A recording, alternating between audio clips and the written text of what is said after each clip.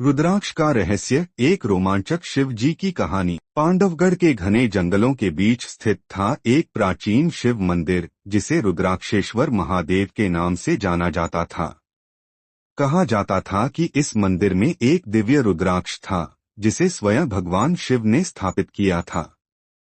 किंतु सदियों से यह रुद्राक्ष रहस्यमय तरीके से लुप्त हो चुका था, और इसके साथ ही मंदिर की महिमा भी धूमिल हो गई थी। गायब होता शिवलिंग। गांव के लोग बताते थे कि हर पूर्णिमा की रात मंदिर से अजीबोगरीब रोशनी आती और शिवलिंग के दर्शन करना असंभव हो जाता।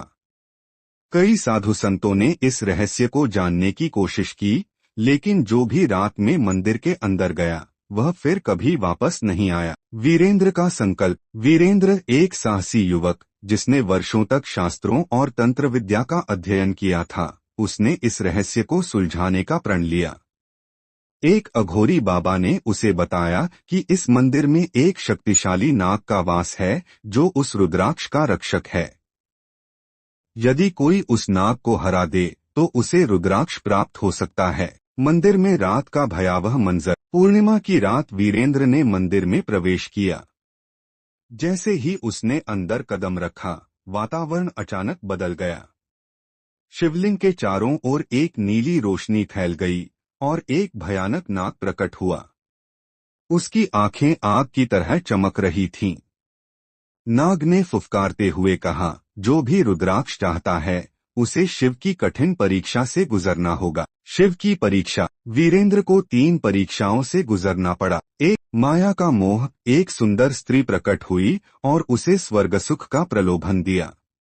वीरेंद्र ने ध्यान लगाया और मोह को त्याग दिया। 2, भय का परीक्षण। नाग ने उसे डरावनी छवियां दिखाईं, लेकिन वीरेंद्र ने महादेव का ध्यान किया और अडिग रहा। 3, त्याग की परीक्षा। नाग ने कहा कि यदि वह रुद्राक्ष चाहता है तो उसे अपने प्राणों की आहुति देनी होगी।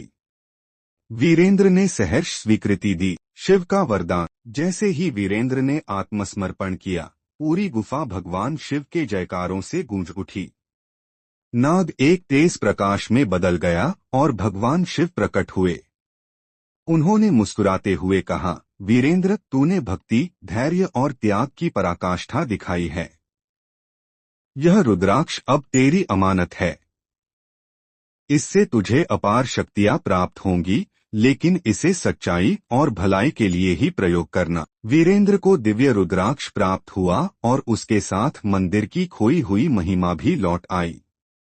पांडवगढ़ के लोग फिर से शिव की पूजा करने लगे और मंदिर की रहस्यमय घटनाएं हमेशा के लिए समाप्त हो गईं।